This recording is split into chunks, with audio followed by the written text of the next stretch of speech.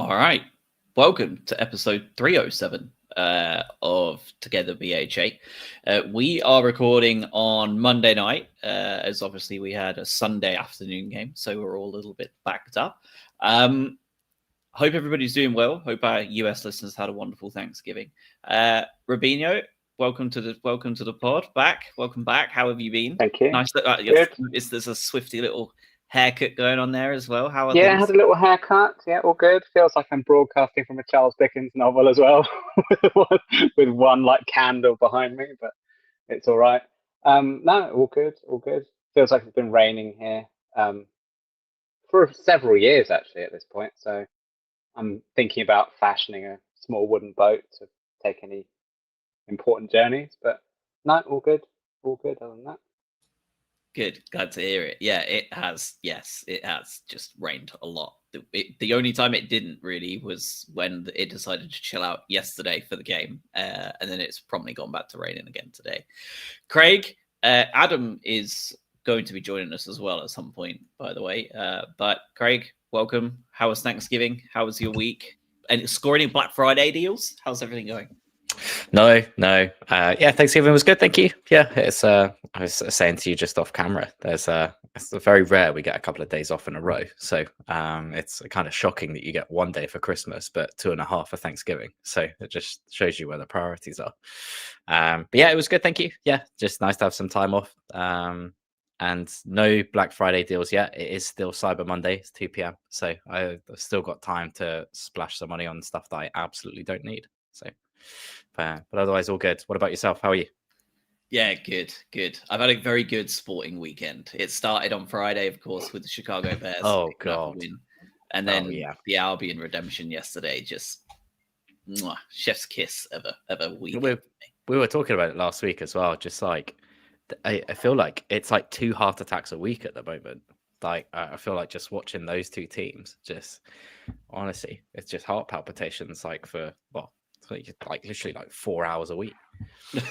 And yet this week we actually had both teams give us a little bit more of a relaxed take, so that was good.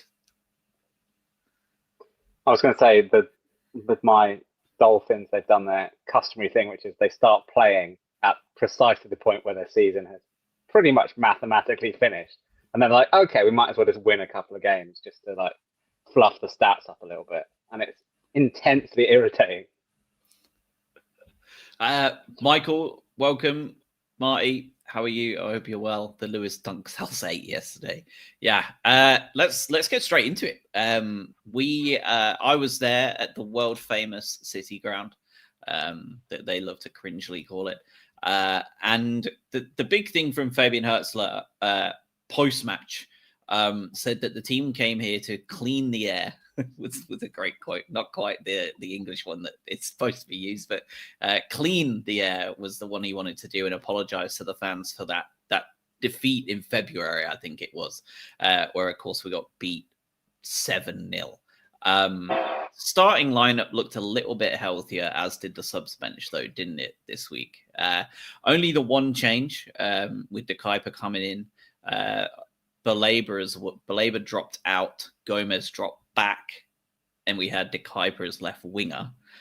So again, Craig, I know we talked a little bit about this hope and expectation from Hertzler that the team would be built to be flexible in the way it was, but he kind of enabled that right away this week. How did you guys feel about that starting lineup against Forest? Obviously, we actually have more than one sole midfielder. There's poor Jack Hinchelwood just sat there and got marauded last time around. How are you guys feeling? Sean Dyche, of all people, they've won 2 on the bounce. They did a really good result middle of the week. Thoughts on the squad, thoughts on what it looked like prior, and the Dyche ball that we were probably going to expect to see?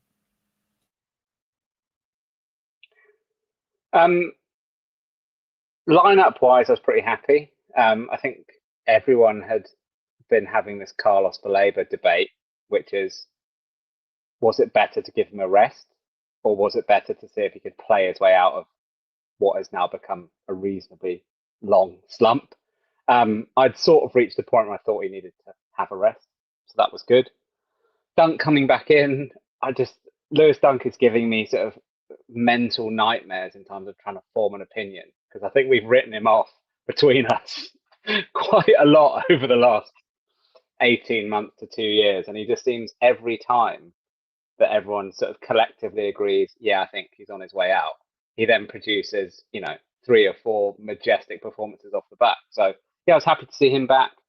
Very happy to see De Kuiper in. Like that left-hand side with him and Ferdy together is just so solid. We just look so much better with that. So yeah, lineup-wise was pretty happy. In terms of the dice ball thing, weirdly, I was a little bit more confident in the extent that obviously this Forest team play a little bit more expansively than the dice ball that we have been used to at some of his clubs. So I was vaguely confident from that perspective, and them having played on Thursday night, I know they rotated a bit, but it seemed, looking at it, that quite a lot of their first choice team had at least played a decent-ish chunk of that game. Obviously, Murillo was out. I don't know if he picked up an injury on Thursday, or whether he was just knackered and they prioritised the wrong game, but probably a good time to play them, I think, overall.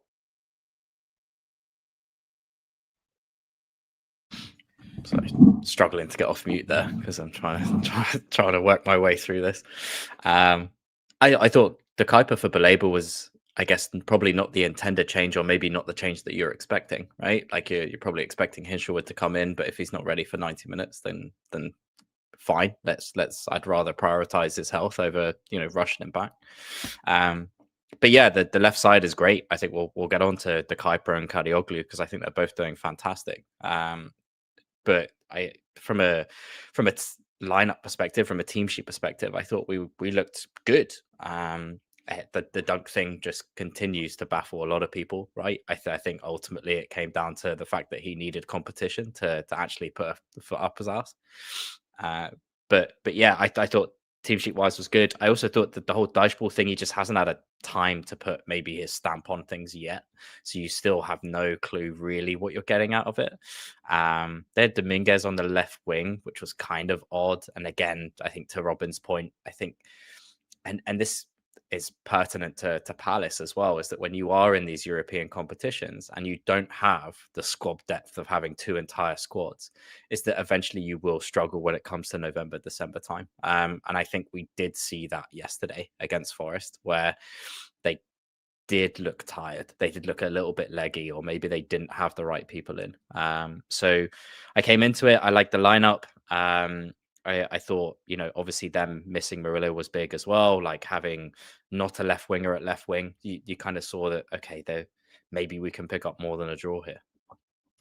Yeah, some players need Murillo. He's a very good centre half. Doesn't look like he should be in any way, shape, or form, but he's absolutely phenomenal for what he does. So, you're right about the legginess in it, and it doesn't help when the Albion came out with just all guns blazing. We rarely talk about an Albion side coming out of the traps as quickly as this one. It was almost from the first minute that we kicked off, we immediately went on the attack and pushed them back. I saw a stat that we had 9 shots in the first 20 minutes. That is the most we've ever had in the Premier League ever in the first 20 minutes of a football game, which is absolutely mental. We just suffocated them. We truly did. Like it was unbelievable. And I mean, we could have been 2-0 up, right, at halftime. Like we rather within about 20 minutes, we could have easily been 2-0 up. Yeah, 100%. I mean, even 3 or 4. I mean, their goal was living such a charmed life, really. And like I say, it was the attacking play was.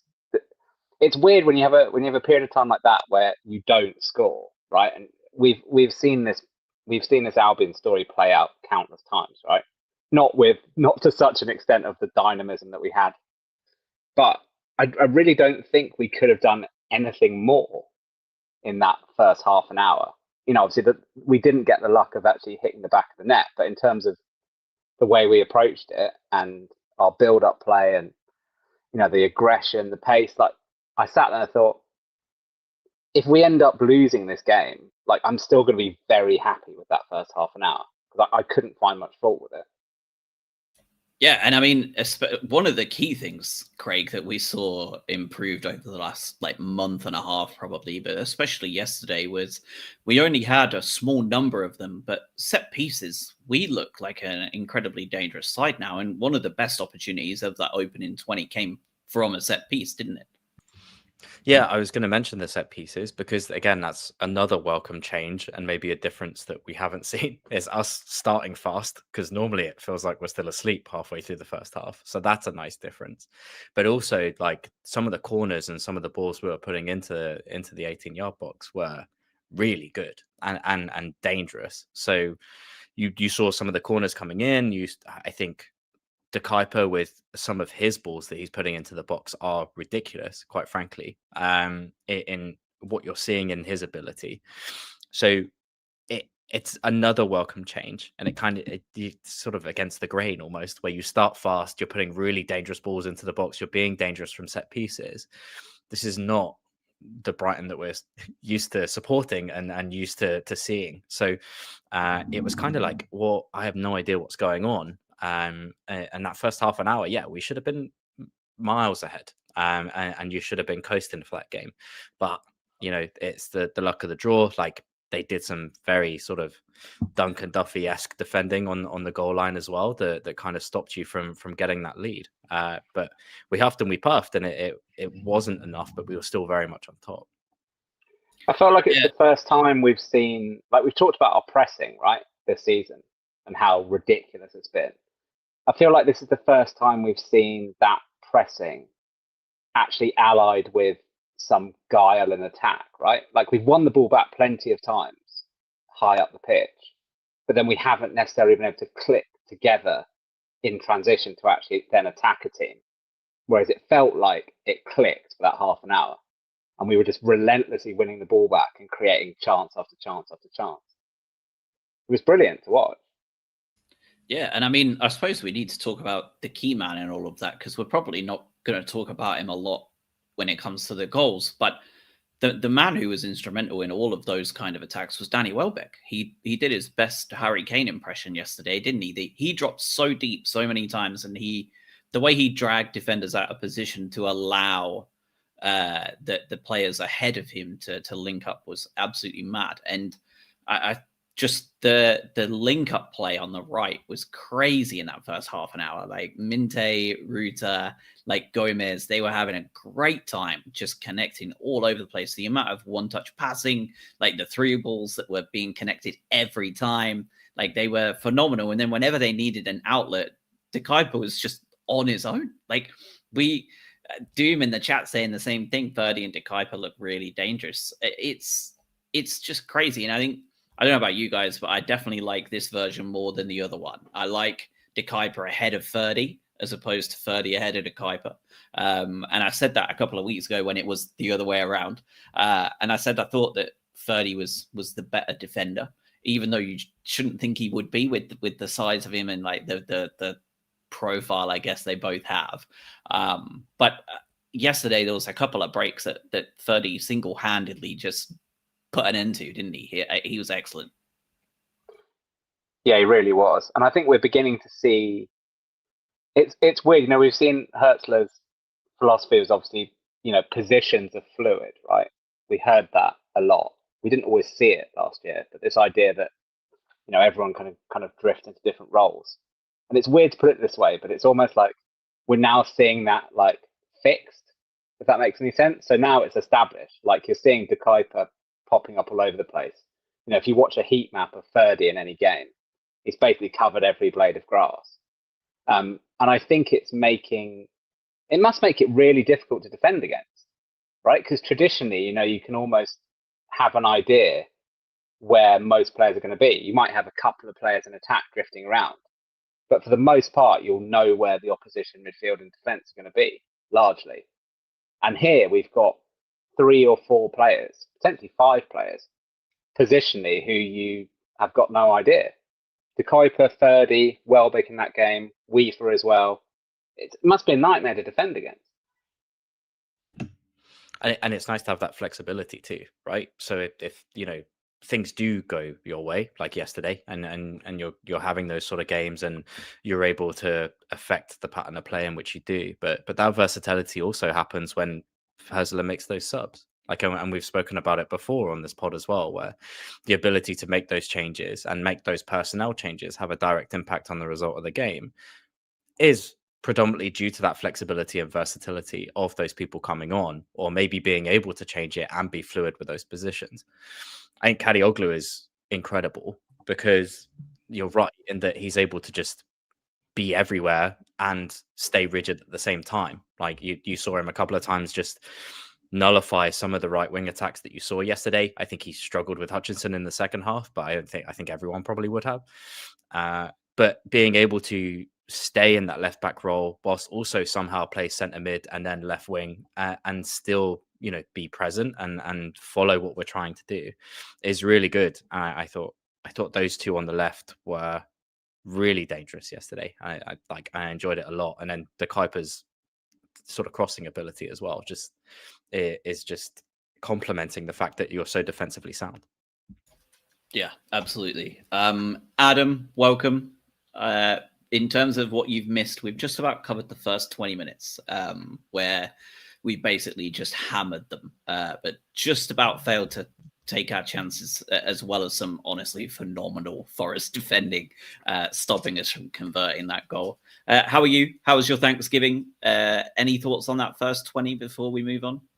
Good, yeah. Thanksgiving was enjoyable. Too much work, though. It's too much work. Don't host things. It's just, no. It's better to be a guest somewhere and just slowly get progressively more drunk without having to do anything. So that's my plan for next time.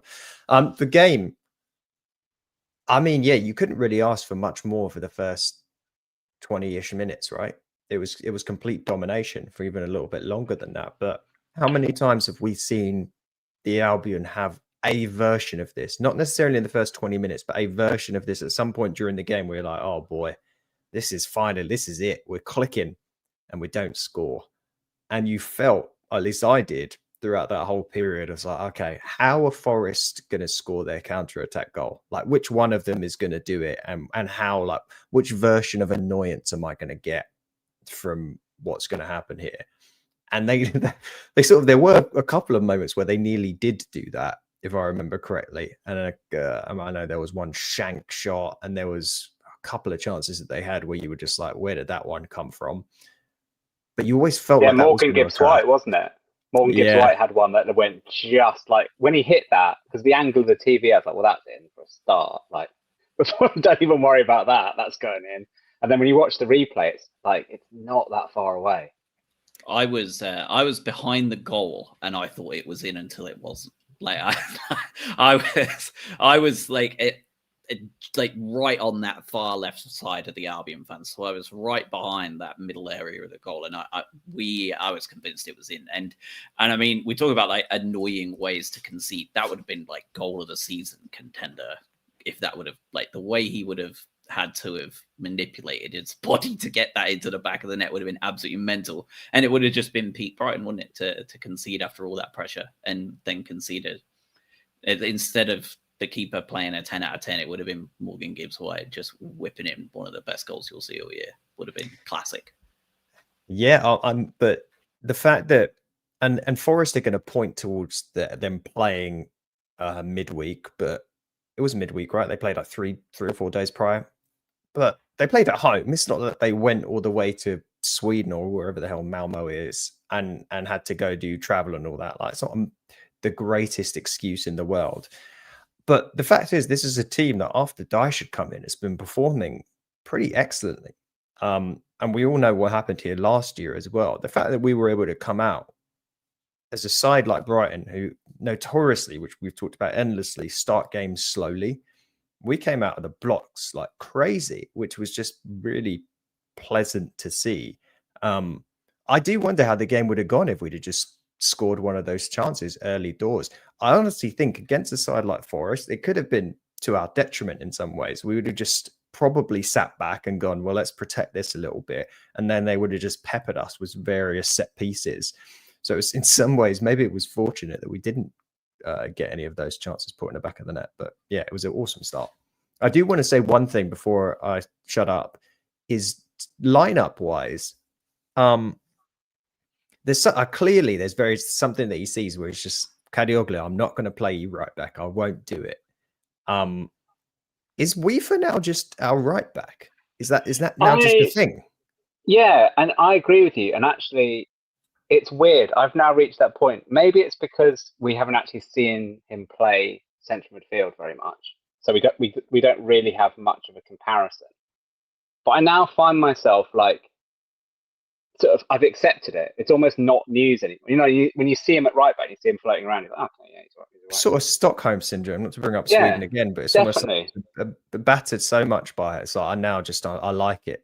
Yeah, I do like it actually. Like I really have come full circle on it. I'm really like, I was going to bring it up later, but like, and I sort of mentioned it a little bit before you joined, which is the fact that he's not a proper right back means that he takes up positions that make it really difficult to defend against. He took our first 2 shots, didn't he? Like in the box. Yeah, he did.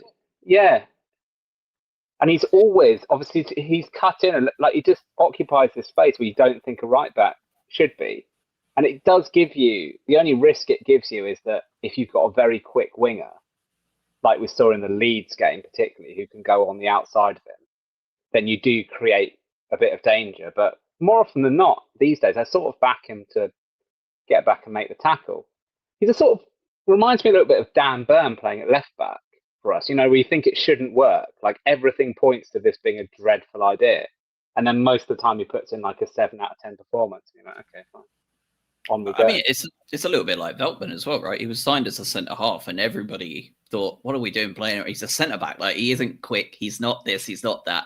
And now we all consider him a right back. Like that's just the way it is. I have a strange suspicion we may be thinking of Weaver as a right back in a year's time, because yeah, I totally agree. And he was one of the ones that I had on my list as like unsung hero. He got booked on 44 minutes and yet led the team in tackles, led the team in interceptions, and led the team in clearances, and joint in block shots as well. He had 11 clearances this weekend. Next most was Dunk at 6. Like, talk about an absolute unit at the back. And I think when you talk about the attacking wise, I think it's almost like, I don't know whether it's genius on purpose or whether he like first fell into this by accident. But I think the reason why you're seeing it be so dangerous is because he's not overlapping, he's underlapping, right? Like he's coming in. And by coming in, he's going to what his real position should be. So he's making the run of a centre midfielder when he comes inside. Well, the cool kids call that inverting. Inverted. Yeah, inverted fullback. But I mean, he really is playing that role, and you almost can't really call it inverted because that's literally just what he should be doing anyway. Like that's his preferred position. Like for players like Cancelo, when they're doing it, like they're a fullback. They shouldn't be where they are.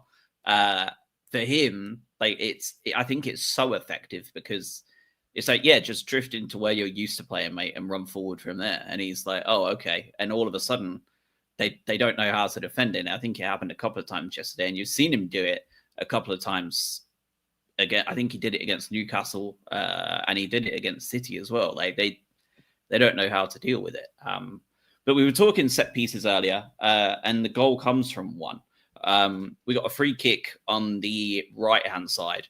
I think there was a couple of good opportunities, and it eventually clears all the way back out to Verbruggen, who's almost on the halfway line. We talked about that link-up play on the right-hand side. He pings it back out, Minte to Weaver to Ruta with about 4 touches, who turns really quickly, and they did a phenomenal job of doing that yesterday. That turn on the ball is just leaving them for dead every time. And he just pokes the ball into the box into an oncoming De Kuyper, who finishes from 12 yards out from about the penalty spot as if he is a seasoned number 9. And we talk about the best and worst time to score and how Albion tend to do the worst possible option. We totally subverted expectations. We bang one in right before halftime for a Forest side that were slowly starting to come back into it at that point. And we just turned it on and said, nah, that's it. Go into halftime 1-0 down. Craig, what did you think of that? Yeah, it was good. I think we said in the chat as well, Welbeck, the run in to sort of leaves the Kuiper open and free as well. So again, Welbeck had pretty heavy influence on the game yesterday, whilst not being on the score sheet or maybe not being high in all of the ratings. But the eye test insinuates that he was a large part of what went right yesterday. And De Kuiper just popping up in the middle again, just people everywhere, right? We spoke about it 2 minutes ago, but just having the freedom and to drive around and just be in the right place at the right time. And we know De Kuiper attacking wise is good. I it's a good finish from what is a left back, and just being able to go in at half time, deservedly winning. Whilst we didn't think it was going to happen, scoring right on the brink of half time just sets you up for that next half, because Sean Dyche was going to give him the hairdryer treatment at half time. You're kind of thinking we need to get something here, because the Forest team that's going to come out is not the same one that went in. So that was my concern, and getting that goal just before half time was exactly what we needed. You mentioned set pieces, Josh, and I don't want to detract from talking about the goal. Obviously, it was excellent. I still don't necessarily know whether the pass was intended for De Kuiper or whether it was actually meant to just go to Welbeck's feet, but we'll leave that out there. I want to talk about our corners, because they had no idea how to deal with our corners. That we were putting these like incredibly long back post corners in that were creating just complete chaos in the Forest box, and I think we generated a couple of chances from them as well. Between the improvement that we've seen there with set pieces, which we know was just a massive issue last year, the fact that we've just talked about the fact that we've had our right back in the opposition penalty area taking shots, and our left back and left winger pumping shots into the box as well. Are we at a point now where we are seeing what Hursler football is? There is more of an identity to this team. There are things we didn't see last year that we now see. Are we starting to see the Hursler football come into play here? Yeah, I said just before you joined that in a weird way, we're now starting to see him establish this situation where positions really are fluid. And we talked about that last season a lot as this concept that he was bringing with him, but we kind of saw people were doing it, but it didn't really see like they had much of an idea of what their role was to do it. And this year they're doing it, and everybody seems to know when to do it, when to actually stick in their inverted commas natural position. So I think we're getting much closer towards what he wants an ideal performance to be like. Yeah, absolutely. Craig and I were talking about those set pieces last week, and we were just saying that they've just continued to be a problem this week. And what is great is we're becoming a real organized force defending them too, right? Like for the most part, they had 9 corners yesterday, and they're a big side of Forest, and they know how to make the most of set pieces. And I think they had 2 early in the second half that fell nicely to them. But other than that, like we defended our box incredibly well, and I think you're seeing the evolution of like confidence in Bart Verbruggen too. Like he came and claimed a few yesterday that you would never seen him claim this time last year, would you? Like he would have stayed well on his line, and it feels like it's almost like we always do. I always do this, like of like the NFL comparisons, but it's like trusting a quarterback to make their decisions a little bit more, right? Like you're trusting someone who is still very young, and this new goalkeeping coaching that's come in, like you're like, right, stick to the absolute basics, no more errors, no more nonsense. Like let's get this figured out. And he has over this first 3-4 months of the season, and now I think you're seeing this ability to allow Bart to go, if you are 100% sure you can go claim it, go claim it. And he's starting to have that confidence, isn't he? No, I mean, it's Verbruggen, but I think someone mentioned in the chat yesterday, you had an excellent performance from Lewis Dunk as well. Some of his crossfield passes and long balls as well. There was one in the first half, I think, was just absolutely ridiculous. And, I think we know Van Hecker next to him, his ability. This whole group now seems like they're just more comfortable with one another. And we say that recording prior to playing at home to Villa, on Wednesday, where we'll inevitably concede 3 goals or something like that. But yeah, right now compared to what we were talking about, for the longest time, this was a side that was, everyone was saying, what's the problem? We can't stop conceding goals. It's impossible to get a clean sheet with this group of players. And now we're looking at a side that seems incredibly confident at the back. I don't quite know why that is. And I don't really want to tempt fate too much with it, but yeah, this looks like a group of people that are finally actually playing consistent football with one another and sort of know what they're doing together. I think it's much more, is it as simple as we're seeing much more consistency in selection and availability? So I know that we had that stat until very recently. He'd never picked the same Premier League team twice in a row, right, in terms of starting 11. And now, I feel like, when you're waiting for that team sheet to drop on a match day, if you go back not that far into the past, it could have been anything, right? Like, you had no idea how many of that 11 you could name. And now I certainly feel like I know that it's going to be a good 8 or 9.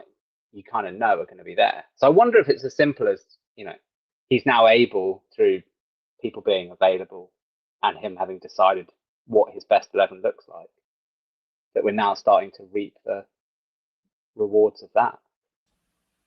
I think it's a classic bit of both in it, really. Like players staying healthy is excellent, and he's now, a year and a half in, and he's recruiting the players he wants, which are quite clearly bigger boys than what we had, and they are being well drilled to do what they're told, and you're starting to see that show up. I think it just makes sense that that's the case. This is a manager. I don't mean to cut you off, Josh. This is a manager that a few weeks ago, right? Broadly, I feel like a lot of this fan base was saying, when does Tony Bloom and Paul Barber look to get a replacement? Like, do they give him the end of this full year and look in the summer at replacing him, or do they act sooner if some of the results don't go this way? And now we're looking at a side that is, hypothetically in a Champions League place, depending on how things play out, or a point off of one, looking stellar, while we have our 2 best players from last year either forgotten how to play football or injured. I mean, that's a bit of a turnaround. It's why Tony Bloom is sitting there, isn't it? And why we're sitting here. And the money. I I was on here a couple of weeks ago with you, Adam, saying we've got let's just get safety and then get it sorted in the summer. We know he's not going to get rid of him anytime in between, but let's just get to 40 points and drag ourselves over the line. And now it's we're already almost at the line. We've suddenly picked it up. And I was thinking about this yesterday because I knew that we would bring this up, right? Because it's obvious. We've all had our doubts on Fabian Hürzeler. Maybe some of us still do. But we knew this conversation would come up. Of course it would, because we're now on a hell of a good run of form. But I think for me, I know we haven't even touched the second half yet, but for me, it feels different to the win streaks we went on last year, because we would go on those streaks and we would all go, it feels like we're papering over cracks here. That was a fortunate one. If we hadn't have had this and this happen, we'd have lost that one. We were really lucky to pick up a point at home to Southampton. We were really lucky to pick up a point at home to Leicester. We threw away these points away at Leicester. There was always asterisks against our win streaks. And I had my doubts at their highest prior to Newcastle, and it's only taken 5 or 6 games to me to have a lot of those drop off, and they wouldn't have with the win streaks we had last season. And I think it goes to that thing of I know that we're not in the owner's booth, right? And thank God, but any football fan who's watched it for as long as they have can see a team that looks like they know what they're doing and ones that don't look like they do, right? And we see it all the time. Case in point, we're watching the current champions look like they have no idea what they're doing out there in Anfield every week, right? They literally look lost totally. I hope they hold that for another 13 days. but it's true, right? And you can see that this happens. And even when we were winning, it felt like we didn't. it looked like we were just kind of stumbling into victories from a moment of magic, usually from Minte. Great, amazing signing, obviously, but you see it and it can come and go so quick. But like for now, like ever since Newcastle, it looks like this is a well-coached, well-drilled side that know what they're doing and believe what they're doing. And like even when results don't come, I'm less annoyed about it, because it looks like, well, it looked like everybody knew where they were supposed to be today. Like, and that's kind of where I was last year, that they didn't know anything. Yeah, I was going to say similar, because actually, to an extent, the table is so tight, right? As much as we're fifth as we are now, there's not that much of a flip of a coin required to be, 12th or 13th. So in one sense, you could go, well, actually, if we don't get good results over the next couple of games, for instance, and we drop down to 10th or 11th, weirdly, I won't actually be that disappointed, because I agree with you completely. It's actually about, now we're seeing that there's actually progression, right? Like you said, it was almost last year, it would be like 2 steps forward and then 3 steps back, right? And now actually I feel like, even if we have a blip, I feel like we're just in a much better frame of mind and a much better situation to be like, okay, fine, we'll go again. Well, do you know what I'm concerned about? And I guess we will talk about the second half at some point. But I look at the fixtures, and I'm worried, because I feel bullish, and that's That's worrying. terrifying. I'm going to mute you. That's Every time terrifying. you come in here feeling bold, we go to absolute shit. So I think exactly, yeah. But I mean, I think the Villa game is going to be really hard, right? This Villa have come. They started off horrendous, and they're a really informed team now. But they just beat Wolves 1-0. Wolves just having a historically bad season so far. It's a doable game at home. West Ham, tragic. Liverpool at the moment, I can't think of a better time to play Liverpool in the last, I don't know, 5 years. And then at home to Sunderland. These are all games where you look and you go, all right, I can see something happening here. So inevitably we'll lose all of them. But I'm feeling good right now. And I think you should be. Yeah. But it's still those fine margins, though, isn't it? Is that like, and I'm always so positive, and then all of a sudden I'm like, well, when is this gonna fall down, right? Like, when is this gonna stop, and when are we gonna have the eventual blip that most teams have? Is that, yeah, to Robin's point, the league is so tight, and to Adam's point, right, it feels like everything's clicking. Does that therefore mean that we have an identity now? Because that was the main thing that we were talking about last season, and maybe the earlier this season, was I don't know if we're good or bad. I don't know if this team knows what they're doing or whether they're not doing. I don't know what the identity or philosophy of this team is. And now all of a sudden we all seem a little bit bullish, and we're all going, okay, we know what we're doing. I've got 11 players on the pitch that seem to be strong and cohesive and being able to do things. But again, we were a missed penalty away from drawing against Brentford at home. And justice prevails. I get that, but like, there are still those really tiny points that just have gone our way the last couple of games, where, and we'll come on to the second goal as well, which is just like shambolic defending, right? You should have had another 15 minutes there where you're still 1-0 up. You still have Hutchinson on that wing. You still have the other winger going at you. And that's still another uncomfortable 15 minutes yesterday. So like, there's those fine margins that, yeah, karma comes around, and you make your own luck at the end of the day. But there are those things that have just gone our way these last couple of games, and that's great, and that gives us confidence to kick on, and there are really good things about this team. But there's a small part in my brain that goes, we just had a bit of luck the last few games, and it ends up with us being a lot more happier with where we are right now. And I continue to be happy, just for the record. Like, we earn your luck, and you get those results because you deserve them, but they could have very easily changed, and we know that they changed. I'm going to be uncharacteristically positive. And actually, I think it's a more fundamental shift in mentality. I take your point that you make your own luck, but I now think if you look back for the last few games, we have historically, well, not historically, but recently, we've been a team where you sort of felt like if we were in a situation where we were under pressure, it felt like we were going to fold and concede a goal or 2 goals, right? Basically at any moment in the game. and you look back to probably the Newcastle game is where it started. You know, played really well, you're 1-0 up, and then they score a world-class equaliser with 15 minutes to go. And as we said at the time, you've seen this script a million times, right? And it finishes 2-1 to them. We obviously go and get a winner in that game. Uncharacteristic. You're then moving on to like the Leeds game even. They had a period of time where they were battering us. We didn't concede a goal then. Brentford, you go a goal down, come back and win it. Even the Palace game, right? Like our last few visits to Selhurst, to come out of there with a clean sheet and actually the mentality we showed in that game. And then you've got this game. So I agree with you, we've sort of ridden our luck, but at what point does it become a consistent pattern? At what point is it not luck and actually it's a shift in mentality? And I think we've tipped over into a shift in mentality. And with Adam, now watch us lose 4-0 on Wednesday. Yeah, this is dangerous territory if we're agreeing with. I kind of feel like that's where we're heading towards. Like, and it's been in so many different scenarios, right? Now we've now seen games where we've closed out leads where we didn't have it before. We've now seen where we've chased games successfully. We've managed to shut up shop when we've needed to.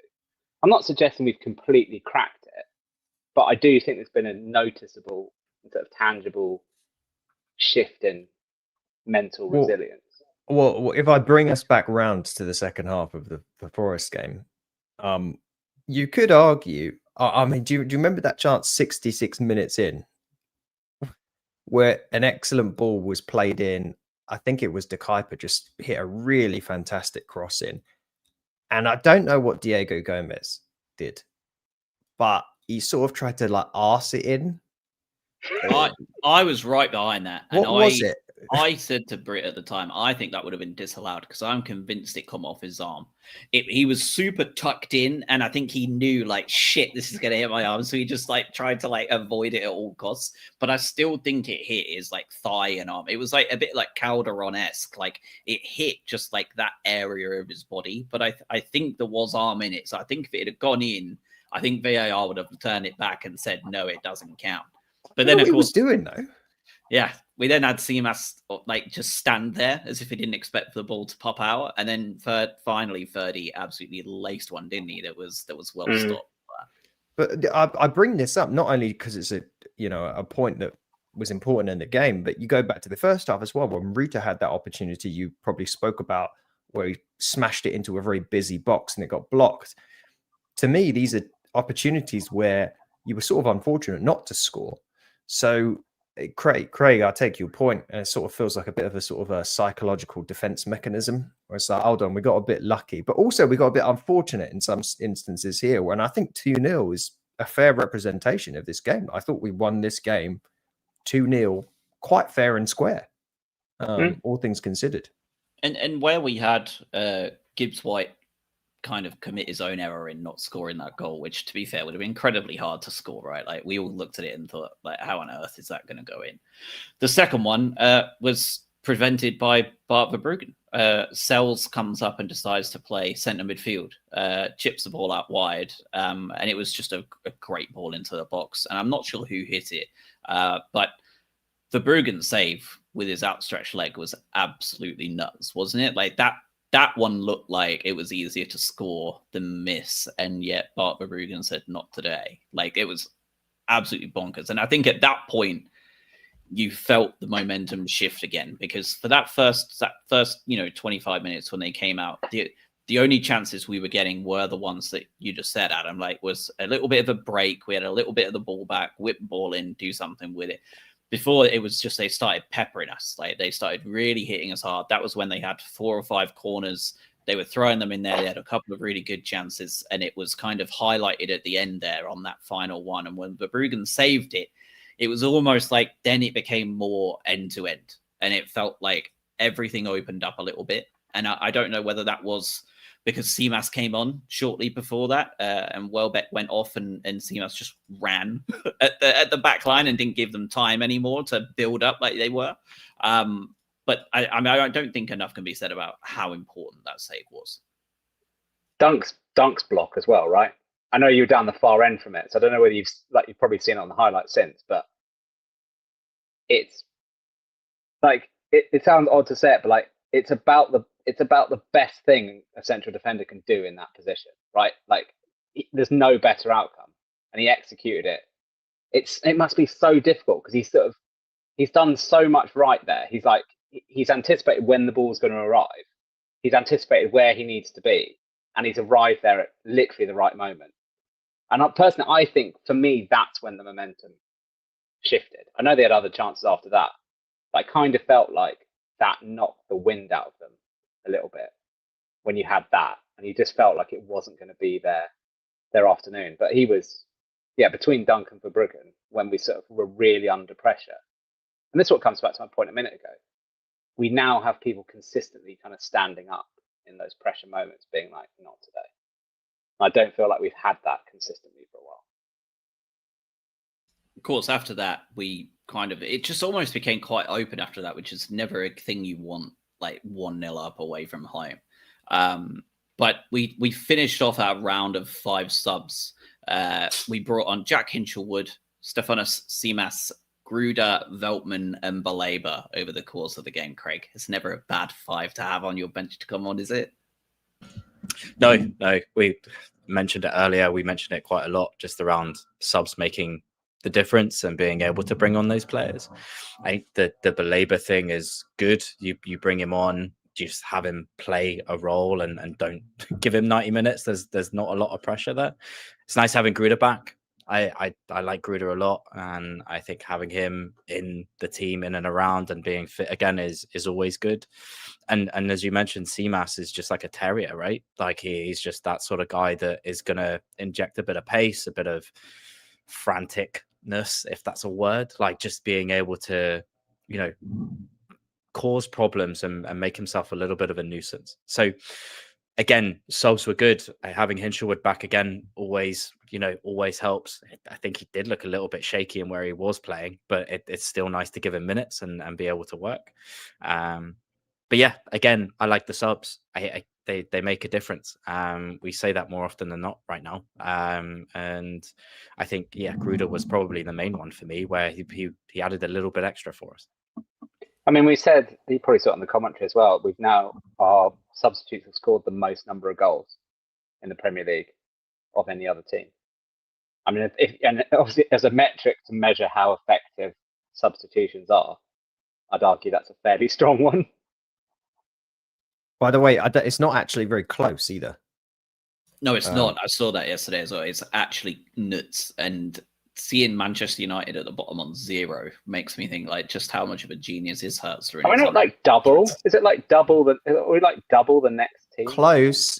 Second is Sunderland, where they've had 5 goals from substitutes. And what have we? 8 or 9? We're at 8, but also we've had more involved in goals. So we've had 12 subs involved in goals. The next closest to that is Sunderland, again at 7. So it's clear, far and away clear. And by the way, look at the other coaches that are at the top of this list. The Sunderland guy, I'm not going to try and pronounce his name. 3rd is Nuno. 4th is Emery. 5th is Iraola.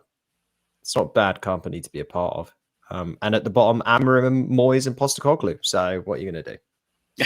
And Dyche. And Dyche, yeah. I mean, I think that says everything in the way that those managers manage, right? Like it's a group of managers at the bottom that are just like throw it on and see what happens. Whereas there's a clear game plan for the ones that are higher up. Well, you know who else is at the bottom?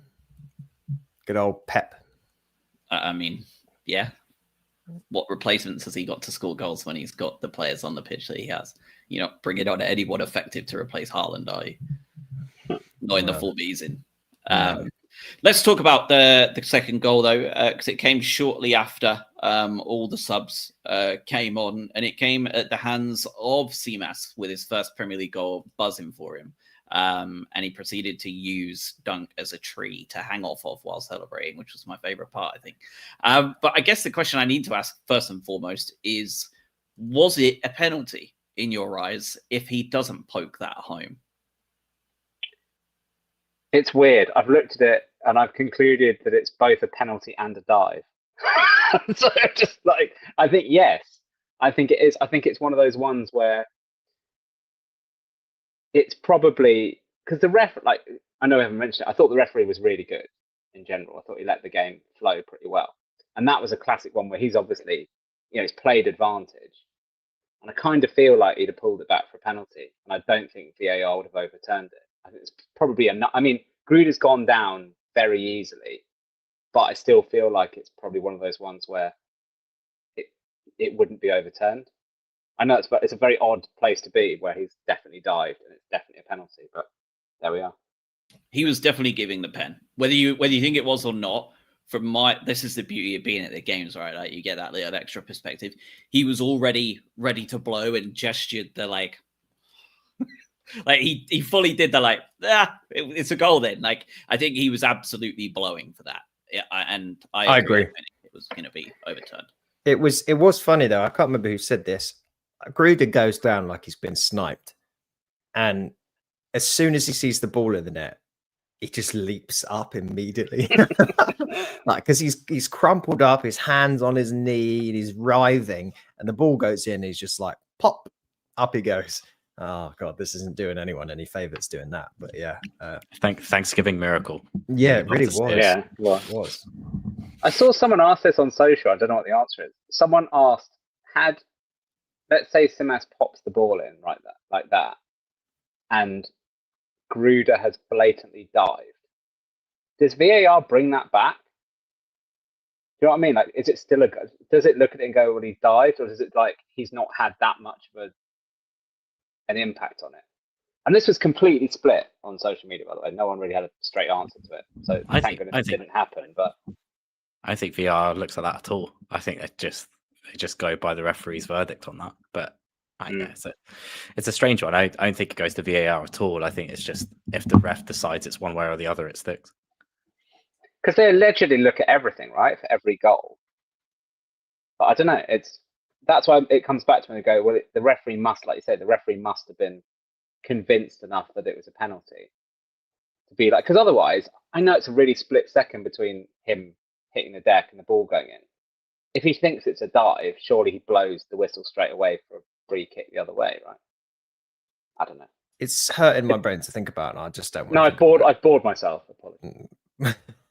Let's wait for it to happen against us at some point, and then we'll be. Yeah, no, that's it. Yeah. If we want to talk about the way VAR can intervene, maybe we can spend a little bit of time between the end of the season, the summer, and discuss about how they're now going to be talking about VAR in corners and second yellow cards at the World Cup, because I'm sure that will be just such a betterment to the game that came out today.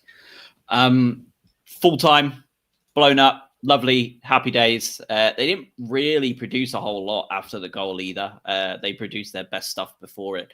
It felt like you talked about not the stuffing out of them, like they were cooked by that point where they conceded the second, and it was like it's just nothing. Like the fans were leaving, the players looked like they wanted to leave, which was such a surprise. Like you say, they'd had such a good run recently, and it's a massive win for us, and it puts us into 5th now. And as you say, it's so tight up there that, one win on one loss can drop you all over the place.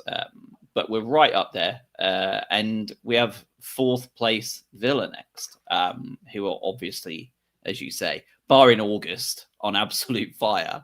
In terms of squad rotation coming into the Villa game, what do you expect to see? And anyone can answer this. What do you expect to see? Obviously, Welbs was a pretty tactical sub, right? I think he was very much you've got another game on Wednesday. I think he'll probably start again.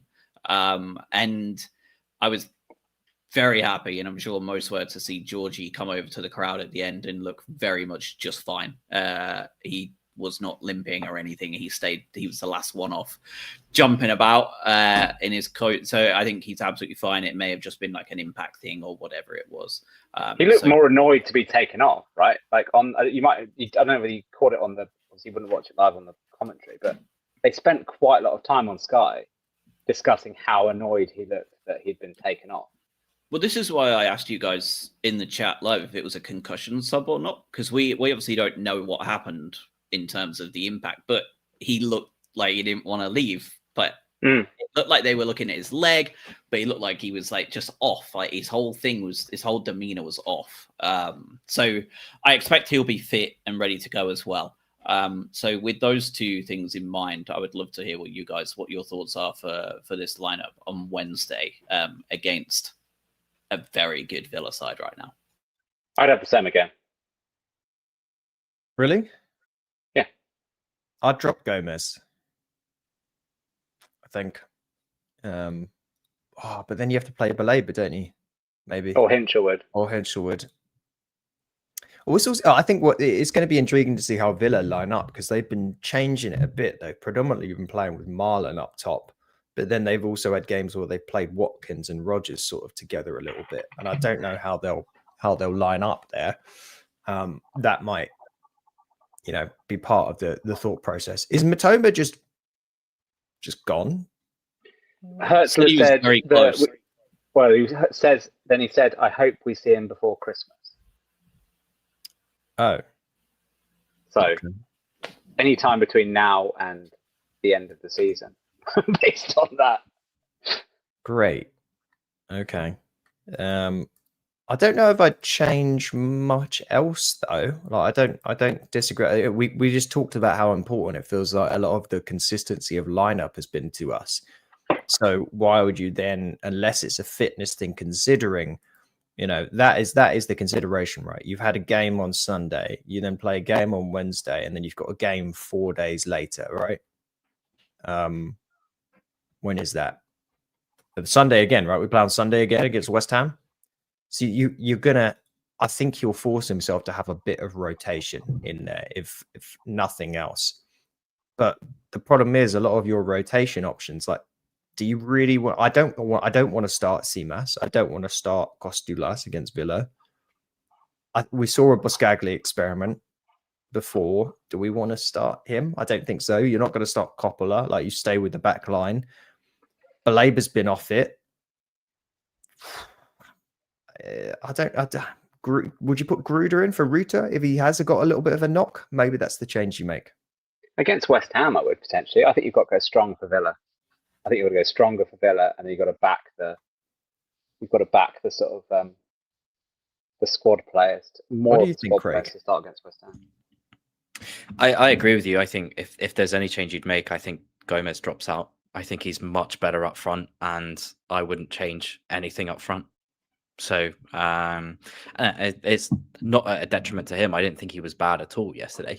I just think if you are going to need a stronger midfield, the options are Hinchelwood. Basically, you don't want to drop Baleba back into this at home to Villa. Imagine saying that not that long ago. I know it's a wonderful world, isn't it? But the thing is that I guess the only beneficial thing with Hinchelwood is that he can interchange with Weaver quite easily, and you can do that on the fly if you really need to. I think there's a lot of trust in Weaver being able to do things right now. I also think 2 left backs on the pitch against Rodgers, against Marlon, against quick, agile people that Villa have up front is also going to be important. And Gasson, they play on the right as well. He's quick as well. Big boy. Yeah. So I like the idea of the Kuiper and Kadioglu just being on the pitch at the same time. So I think, honestly, I don't think we see any change. But I think if you do see a change, it's because Georgie has something wrong with a concussion or just isn't quite right, in which case you put Gruder or Costulas in there. Or you have Hinchelwood for Gomez. But I don't think either of those happen. I would like Gomez to go off as well if we are playing him in the defensive midfield role. But would you play him where Ruta plays instead, though? If they wanted to, yes, absolutely. He is, to me, and I texted it yesterday, it feels like a luxury player where you can afford to have him. Joe reminds me of, well, he's nowhere near the same like tininess as him, but like he reminds me of like a Bernardo Silva type player where like Pep would play him in the less important games because he knows he isn't going to do all the jobs he wants. But like he's just going to pop up and score a goal or like do something random and get an assist and like look otherwise unspectacular. Obviously, Bernardo Silva is actually a pretty good player, but like Gomez gives that same sort of vibe where like he will do, you will forget he will be playing just like last weekend, right? And then just pops up with like 2 goals. Just like, okay, cool. He gives me that vibe. And in centre midfield, he just looks weak and slow, and his passing isn't crisp enough to be reliable in that position. Whereas when he's in that 10 role or out wide on the left or on the right, because I've asked him to do all of them, it's less of a problem. Like the passes he's being asked to play there are more speculative, right? Like we're asking him to put it into the 9's feet or like bring it into the 10 on running on. Like it's a pretty natural spot to, if he's playing a Hollywood pass like and it doesn't work out, he's the first line. It doesn't matter.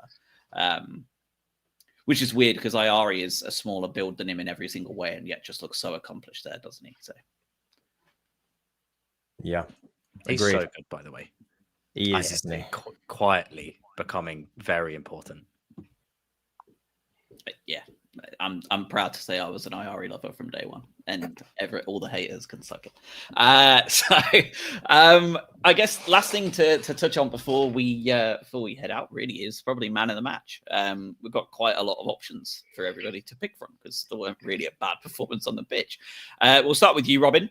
What was your thoughts on that? Who's the guy? Could have been basically anyone in this game to an extent. It's really difficult. I mean, I'm tempted to give it to Minte because he was just so good, but he's always so good. Lately has been so good. I think I'm actually going to give it to Lewis Dunk because those periods where we were under massive pressure, be it that little clearance we mentioned or a couple of chests back to the keeper, numerous other clearances, every time Hutchinson seemed to beat Kadioglu and get the ball into the box, he just seemed to be in exactly the right place to affect the clearance. So for me, Lewis Dunk. Craig? The Kuiper, I think. I thought again he scores. I think he's very good. He's out of position on the left wing. I think some of the crossing that you saw yesterday was some of the best crosses you'll see in a very long time.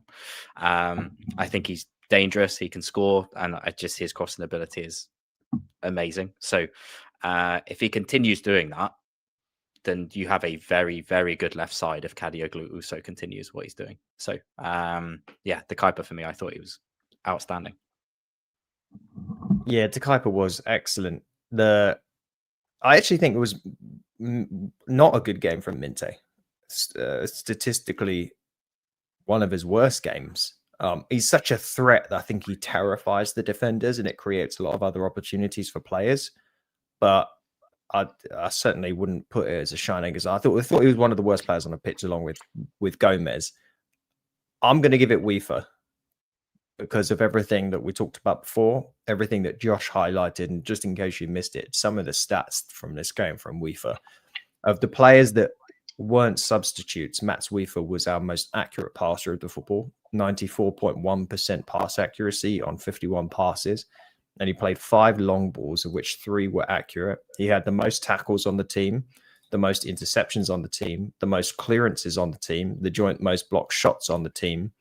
And he also had the second most actual shots on goal and 3 individual key passes too. Like, he did everything. And his yellow card was absolutely necessary. Someone played a crappy ball and he had to Gomez, there you go. And he had to just bring the player down, or it would have been a really strong counter attack for them. He did everything right. I thought it was excellent. That's what I'm saying. Like, if Gomez plays that pass 15 yards further up, where he's in that higher field, doesn't matter. Like, you've got Minte and Weaver, but because he's playing deeper and he plays that pass, shit show, had to take a yellow. But I actually agree with you on the Weaver thing, and I probably gave it away by reeling off his stats earlier. But there's this. And I don't know about you, but like, I never played as a defender when I played football all the time as like a youth, right? Like, I was always like more midfield than anything else. But there's a special place in my heart for a defender or defensive midfielder. And Bissouma did it one time as well, where you get booked in the first half and proceed to put in a Rolls-Royce defensive performance all the way through the rest of the game.